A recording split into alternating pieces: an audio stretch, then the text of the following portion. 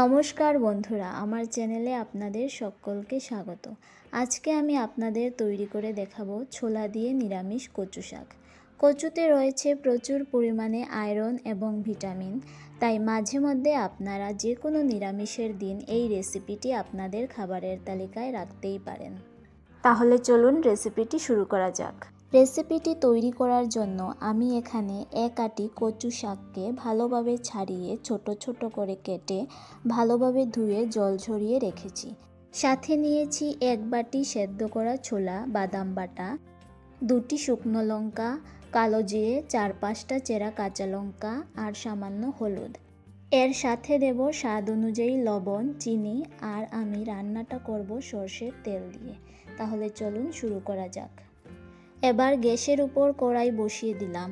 কড়াই সামান্য গরম হয়ে গেলে তাতে দিয়ে দেব সরষের তেল।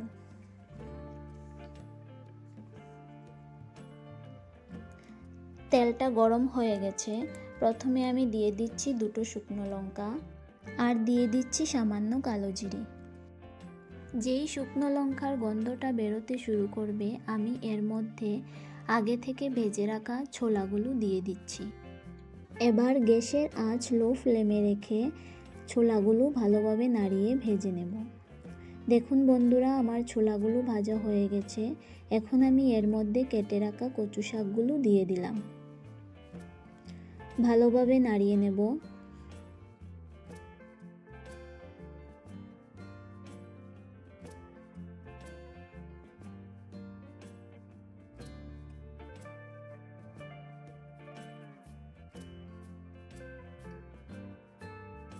এখন এর মধ্যে দিয়ে দিচ্ছি হলুদ গুঁড়ো,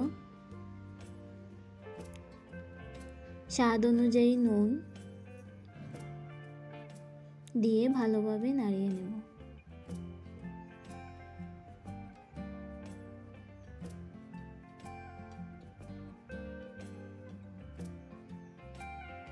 এখন এর মধ্যে চেরা কাঁচা লঙ্কাগুলি দিয়ে দিলাম।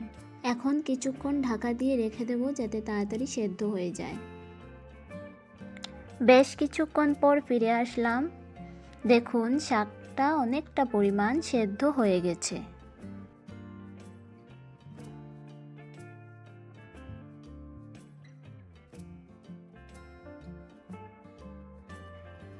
এবার এর মধ্যে দিয়ে দিচ্ছি বাদাম বাটা।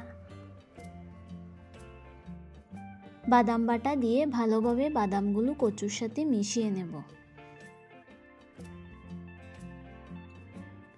এখন আবারও কিছুক্ষণের জন্য ঢেকে রাখব। 5-6 মিনিট পর ঢাকনা সরিয়ে আবারও সামান্য নাড়িয়ে নেব। কচুর শাকটা কিন্তু হতে অনেকটা সময় লাগে। ধীরে ধীরে হালকা আঁচে এটি রান্না করতে হয়। এবার আমি এতে দিয়ে দিচ্ছি সামান্য চিনি।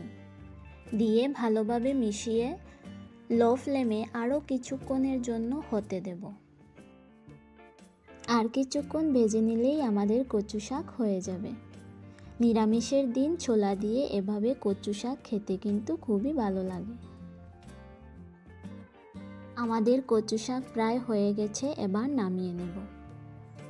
দেখতে পেলেন বন্ধুরা, খুবই সিম্পলভাবে তৈরি করে ফেললাম ছোলা দিয়ে নিরামিষ কচু শাক। আমার এই রেসিপিটা যদি আপনাদের ভালো লাগে তাহলে একটি লাইক করে দেবেন। আর যদি চ্যানেলে নতুন হয়ে থাকেন তাহলে প্লিজ সাবস্ক্রাইব করে পাশে থাকবেন। আবারও দেখা হবে নতুন কোনো রেসিপির সাথে।